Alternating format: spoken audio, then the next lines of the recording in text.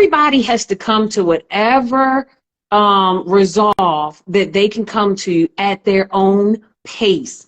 Some days are going to be great days, and some days are not so great days.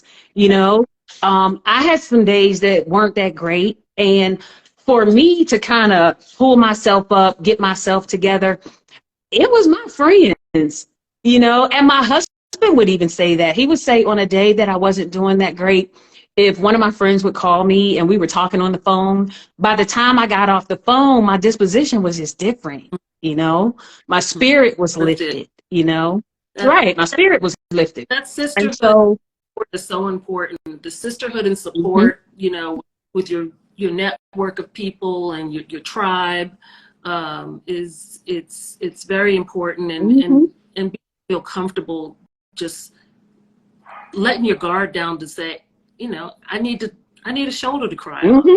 I mean, like you said, we're also used to being so strong in the backbone and this and that, and sometimes it's hard to be vulnerable and say, like, this got me, like. Well, and that was very difficult for me, because I'm just not a person that leans on a lot of people. I don't request a lot of people. It's just not my bandwidth. It's just not how I was built. And even when I had Jalen as a single parent, I would have my friends who would tell me, let me help you. Like, we're here to help you. Like, let me help you. It's like, okay. And I had made up in my head that, you know, I made the baby with the dad, of course, but he was my responsibility. And so that's literally what I had in my head, regardless of all the people who said, let me help you or let him come over. It was rare for me. It was very rare that if somebody was watching my child, it was because I was at work. Like, and when I got off work, I came home. I didn't run 15 errands and, you know, the grocery store. And I came home after work because in my head, I had come to terms with the fact that he's my responsibility and not other people's. And so for me, this situation was very much the same. And it takes a friend to say, I'll see you tomorrow. Not, can I come by? I want to bring you something. Because I'm going to say, I'm good. Like, I'm okay. Like, I'm going to go, you know, I don't, food isn't that good. So I'm not going to, you know, I don't need it. My friends would say, I'm at the side door. Zeus is over here barking. Can you come open the door? Literally, I couldn't be more serious. They would just come every day and be like, we would sit on the patio. We would sit in the house. We would watch some movies. And when they left, they would say, I'll see you tomorrow. You know, I'll see you tomorrow. And those are the things that helped me. You know, those are the things that kept me strong. Because there were days, of course, that I felt like, I was like, am I depressed? And I would think about it, like, am I depressed? I don't know, because I was sad. Like, I was sad as a Christian, as a nurse, as a essentially healthy woman. I was sad. Oops. I want to make sure I don't lose you, girl. You right there, girl. I got you. Because my dog just pulled that cord out. And so essentially, it took me a minute to kind of, you know, get my mind right for all those same reasons, you know. And I felt bad because I believe that Jesus constantly takes care of me. Like, he's been taking care of me for years over minor stuff, like little stuff. So I knew as a Christian and as how I was raised that this was in his hands. But it still took me a minute to just wrap my mind around the whole situation. Like, it really took me a minute. And once I got my mind right that there's a purpose for where I am right now, and there's a higher calling for where I am right now, I just determined I was thugging it out. Like, literally, I started off saying, you know, I'm God's girl. I'm God's girl, God's girl. And I am God's girl. I've been saying that for years. If you're my friend, you know, I say it all the time because he's taking care of me through some stuff that I should have never done in life. And so at this point now, I'm just really like hardcore about it. I'm like a thug about it because I'm going to thug this out. I'm going to get by. I've had things that I thought would break me that didn't. Mm-hmm. And I wasn't going to let this break me. I wasn't going to let this break me. And my friends weren't going to let this break me. Right. Right. Well, I mean, you, like you said, you're conquering the storm, you know? And so, you know, kudos to you. And I just appreciate you using your platform because you don't have to. Mm-hmm. Let's first say, I mean, you could have, you know, kept this to yourself and you know, just, you know, take care of your health and not Mm-hmm. share me and inspire others and encourage others to go get their mammogram and go get their, and, you know, ask for the ultrasound because like you said, it's not automatic. Mm-hmm. You've got to kind of be pretty aggressive about You because sure they don't do. like hand in hand. But it is important if you can get that done with a physician to give you your referral or your orders for that. It's very important. And Sisters Network as an organization definitely advocates for that. You know, like I said, we've been around since 1994 and we are in 28 cities around the country, including we have a chapter, not in Huntsville, Right. but we're in Montgomery. We're close. I was trying. I had emailed. I was like, y'all got somebody who can come up here to the boat? I did. I was trying. They were like, no, I don't have one there yet. I was like, okay. Wonderful. Montgomery, though, we'll be actually have a Pink Power tour that's about triple negative that will be going to 5 cities, and Montgomery, Alabama is one of them. So we're looking forward to bringing that conversation to Montgomery and Orlando and a few other cities. So people can go to our website, sistersnetworkinc.org. We have a wonderful walk that's coming up. That's our national, it's the only national Black breast cancer walk in the country that helps raise funds for our breast cancer assistance program. That'll be April 29th here in Houston. And we have anywhere from 5,000 to 6,000 people come from around the country. It's the only national Black breast cancer walk held. We're super proud of it. It's the 13th year. So we encourage everybody to come out. Again, Sisters Network has been here. You know, we appreciate you, Kimmi, just like I said, coming on, telling people about what's going on with you. And I mean, on the eve of Triple Negative Breast Cancer Day, which is tomorrow, I think that was very fitting to have you as a guest to kind of share your journey. And, you know, just you keep being you, girl. You know, everybody's talking about how fabulous you look, and It takes you're a minute for me to pull it together. I almost feel bad to accept the compliments sometimes. I think because even when we're filming or anything, I'm like, y'all need to give me some notice. Them roll out the bed days, puff up your hair, and go on. That's like, you know, a thing of the past for right now.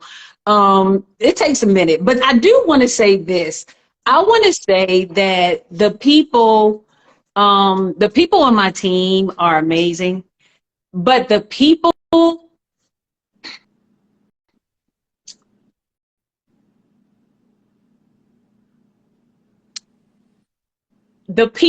don't know me from the man on the moon and that call, I mean, they will find my phone number. They have found my phone number. They have called. They have sent emails. It's literally almost every week I got flowers. I've had flowers delivered to Black. I've had flowers delivered to my office. I've had flowers delivered to my old office, you know, Capstone, where I used to work before I opened my own brokerage. I've had letters, people sharing their story. I've had so much outpouring. On one of my confessionals, I mentioned my goal always is generally if I could help one person, you know, I want to help one person. And you don't know how many letters I get or emails that I get. And people will say, I'm that one person. Like, I didn't want to go get that mammogram. I went yesterday, you know, and then they keep in touch. You know, it came back, nothing was on it. I had some come back and something was on it, you know, and they're like, can you help walk me through this a little bit? Like, I don't know if I should trust the doctor's decision. I don't know. You know what I mean? And that, the amount of prayers that have gone out for me is unbelievable. Like, when I meet people in the street They'll Wow. say, my whole church is praying for you. Like, my whole church is praying for you. And for people that don't know me or, know of me because of TV show, that means more than anything. And I really want them to know how much I appreciate it. Everybody doesn't leave their Instagram tag, so I can't tag everybody. Thank you, thank you, thank you. I get sweatshirts, I get books, I get t-shirts, I get night shirts, I get everything. I had some people email me from my high school that wanted to, send me money, send me stuff. And I was like, no, we have some other classmates that are going through some stuff that need that more than me. So, and I don't want it to sound unappreciative, but that can go to them, Sure. help that go to them. But I can't say enough about my village. Well, I can't. I can see why you have a village that you have, because, you're so giving of yourself, and they want to give back to you to uplift you. And so it's beautiful, and you exude it. And so we love you at Sisters Network for just Thank you. taking the time to recognize us and the work that we do, and to help amplify our voice. Because I know, a lot of people are asking you to do a lot of things, and so we don't take that lightly. Mm-hmm. And we're here to support everybody, every sister around the country. We are here. Just know that Sisters Network, we're just a phone call, email away. And if we're not have a presence in your particular city, we can connect you with a sister there that's going through breast cancer, who can, you can connect with, because the sisterhood is so important. The support is so important. But we, as an organization, need to continue to raise funds. We need to continue to amplify the voice. And one of the things we're working towards is advocating for the mammogram guidelines to be reduced. Because we really feel like, we can continue to do the education and outreach and all that important work, but to really affect change, we need to see if there's any way that the guidelines can be changed to maybe 35, so that we can catch breast earlier. If we have more Black women, start earlier. Start earlier, and let's have mammogram and ultrasound be married together, as opposed to, on a case basis. I agree. So, and we understand a lot of this comes down to insurance and money and those different things, but lives are being lost. And so as an organization, we feel, and particularly Mrs. Jackson, who's the founder and CEO of the organization, she feels very strongly about, the guidelines and what our organization is going to be trying to do to advocate uphill for that kind of change. But it takes a village of, folks coming behind sisters to help amplify our voice, to say that we want this, we need this, and we're tired of our sisters dying. Well, and some of it is just us. Some of it is just us not wanting to talk about it. I've had people email me and say they know they have a lump and they're scared to go. And they don't want to know the answer. And I'm like, well, that's not the answer. You know what I mean? Like, get a friend, have her hold your hand, and go down there with you.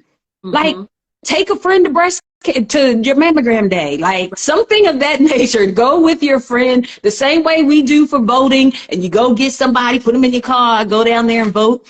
Take them to go get their mammogram. Like, if you have somebody that's toiling with that decision, help them. Right. Like, help them. I can't imagine not going because I'm too scared. That was, as soon as I felt that lump, if I could have gone at 9 o'clock that evening, I would have gone on Tuesday. Yeah, you got to act. You got to take action. Your life depends on it. Right. And so, again, we thank you. We thank Zeus for loaning you to us. He don't let me go. I'm so sorry. Oh, we love it. We love it. We thank you again. Please give our regards to your wonderful husband, because again, it takes a village, and it takes, like you said, the spouse who's in your corner and letting you know that it's going to be all right. That makes a big difference. So y'all keep praying. I'm not done. We're going to ring that bell one more time. Yes. Please. So by the time spring gets here, hopefully the sun will be shining and we'll get out there and have a great day. Yeah. Keep us posted, please. And thank you, everybody, for joining. And again, this was Sisters Network Incorporated with Kimmi Scott from from Love and Marriage. Sometimes it look like the Real Housewives. I'm telling you, just every now and then. Every now and then you slip up. Anyway, Love and Marriage Huntsville. We thank you again. Have a wonderful evening, and thank you everybody. Okay, much love. Thank you. All right. Night night. Right.